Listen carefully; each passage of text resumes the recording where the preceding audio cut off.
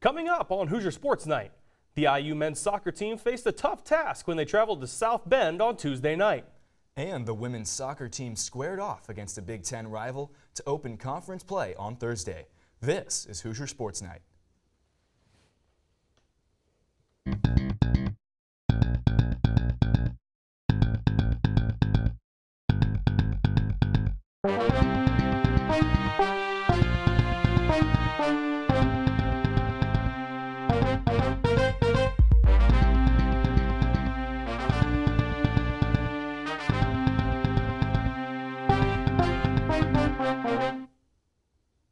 Hello and welcome to Hoosier Sports Night. I'm Maxwell Sterling Glenn. And I'm Austin Matricardi.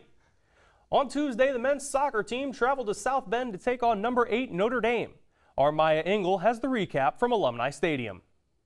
The Indiana-Notre Dame rivalry continued Tuesday night as the Hoosiers defeated the Fighting Irish 2-1 in overtime. The first half went back and forth between the teams, and it wasn't until the second half where most of the action went down. I think it's just another classic great rivalry night. We have a lot of respect for them, and it's always a great game, and it feels good to get an overtime win after what happened in 16. Right here at Alumni Stadium, the Hoosiers won their first match in overtime, improving their record to 5-1. A big win tonight. Notre Dame's a really good team. I thought tonight it was kind of two heavyweights going at it. It was a good game. I mean, both teams create some great chances. There's some special players on both teams. This is kind of a showcase of college soccer. After Notre Dame scored in the 71st minute, it only took the Hoosiers 8 minutes to score the equalizer after A.J. Palazzolo got his head on a cross from Trevor Schwartz to find the back of the net. The play was a little weird. I actually missed my turn. Tried to turn, didn't take the right touch. Just repressed, and the surface is a little slippery tonight, so he fell, and sometimes when you just repress, you make a play. And then I saw A.J. streaking in the box. Just tried to put on his head. Figured out to be a good ball, and then he put it away like usual. AJ's been a really nice option for us up top. He's smart, he's great in the air.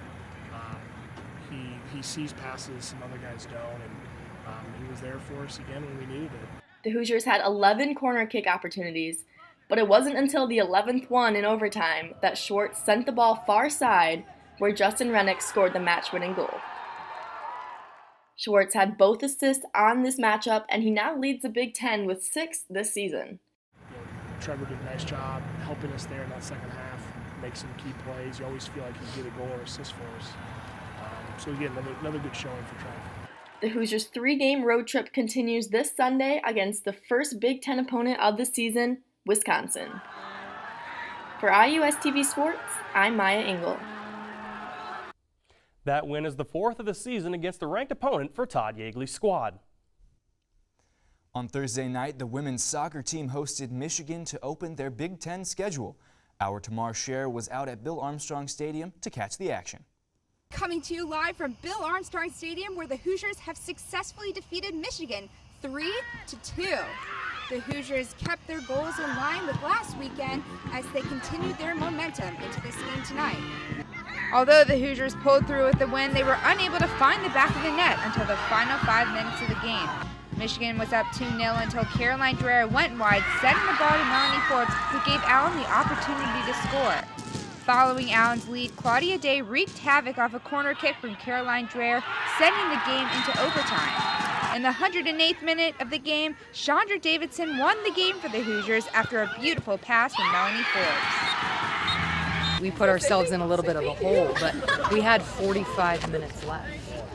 We needed to make a couple of adjustments, and that's, what I'm so proud of with this team is that they're able to take information and they're able to put that into play. I mean, we put together an unbelievable second half. And to be down 2 goals, I'm not sure many other people maybe believed that we could come out with a win, except for the people down here. So, that just builds our confidence. With an exciting first game of Big Ten play, the Hoosiers will strive to continue the streak on Sunday against Michigan State. For IUS TV Sports, I'm Tamar Sher.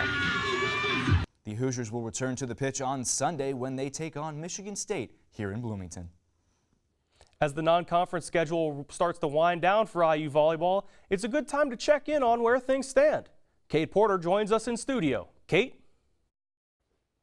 Indiana has fared quite well on the road these past 3 weeks. They've only dropped 2 games, which brings their record to 6-2 overall. Kendall Bierman has been the biggest contributor to their success with 106 kills over 8 games.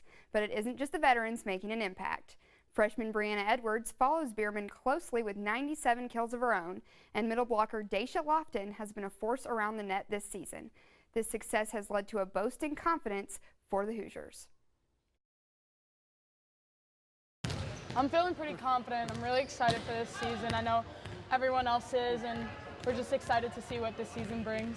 It will be very nice to get off the road. I know all of us are excited, and we'll know that Eugene is going to be packed for our first match, and just getting out there and doing our home opener and doing our thing, showing what we can do.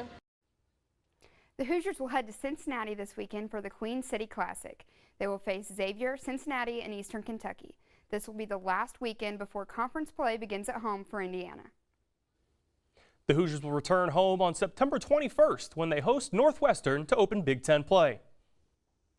The volleyball team will have to wait to play Northwestern, but the field hockey Hoosiers will host the Wildcats on Friday night. The Hoosiers didn't earn a single Big Ten win last season, but that could change in their first conference matchup of the year. Indiana coming off a big win against St. Francis, but the number 11 ranked Northwestern team will be a much tougher opponent. Not only are the Wildcats ranked highly, but they have a win over the Stanford team who just recently beat IU. Regardless, head coach Amanda Janey Misselhorn thinks her team is ready for the test. Every conference game, people just come out 100%, and the intensity is always up. The competitiveness is really high. I think our girls thrive under that pressure and that competitive environment, so we're excited for a fresh Big Ten season, and we're really excited to start off with Northwestern on our home field. The Hoosiers and Wildcats will square off at 3 p.m. at the IU Field Hockey Complex. When Hoosier Sports Night continues, our Joe Canter previews Indiana football's clash with an in-state opponent. And we look at the results of the men's and women's golf team opening weekend. You're watching Hoosier Sports Night.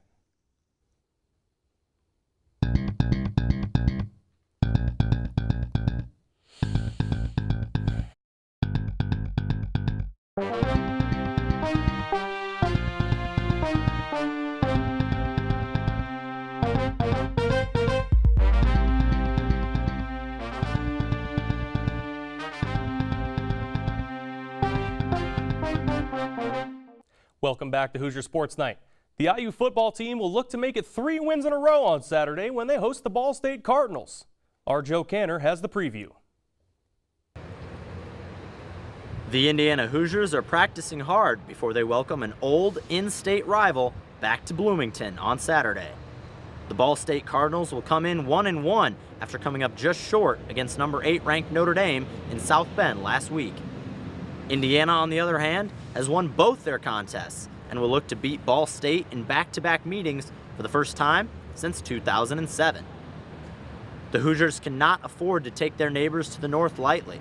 Ball State has won 3 of the last 4 meetings against Indiana, and the series is just 5-3 overall in favor of the Hoosiers. Tough out for Indiana the last several years, and we beat them the last time we played them. It was my first year, I think my second game here, but we had a tough time putting them away, and they've had a lot of success against us in the past, so they have our full attention. So while IU has made it through their first 2 contests unscathed in the loss column, their defensive weaknesses have been exposed. The FIU Panthers gashed IU on the ground, while Virginia's quarterback Bryce Perkins poked holes in their secondary.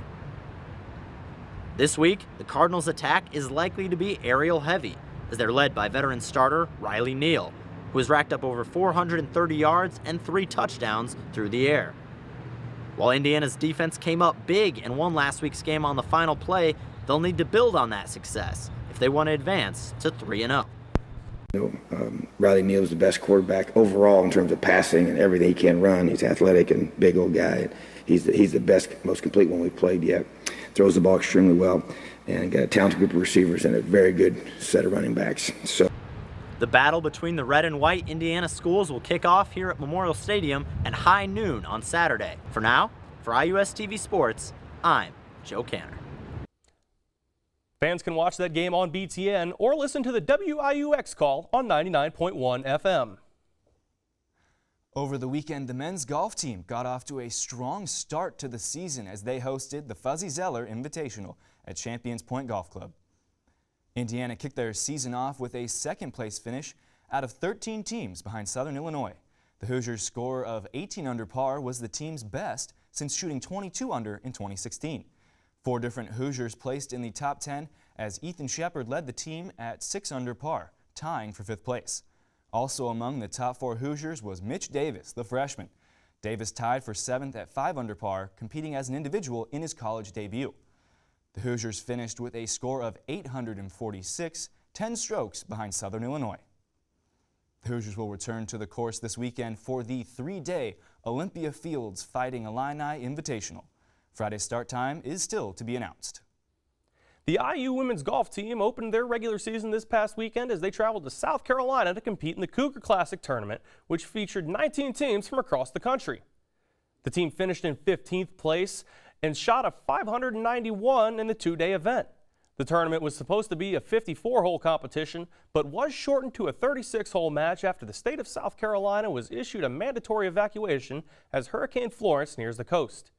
Senior Aaron Harper polished off a 2 under 70 in the second round, finishing in a tie for 22nd place among the 102 competitors. Notre Dame graduate transfer Carrie Belleville made her IU golf debut during the tournament by carding a 75 in round 2. She finished in a tie for 94th place at 13 over par. Sophomore Angela Ong clung to her tie of 48th place, registering 2 birdies and only 2 bogeys. The Hoosiers will compete on the road the next 2 months. Their next match takes them to East Lansing, Michigan, where they will take part in the Mary Fossum Invitational. Well, that does it for our show this week, but don't forget to follow us on Twitter at IUSTV Sports and to like us on Facebook at IUSTV Sports. For Austin Matricardi, I'm Maxwell Sterling Glenn. Thank you for watching. We'll see you next week.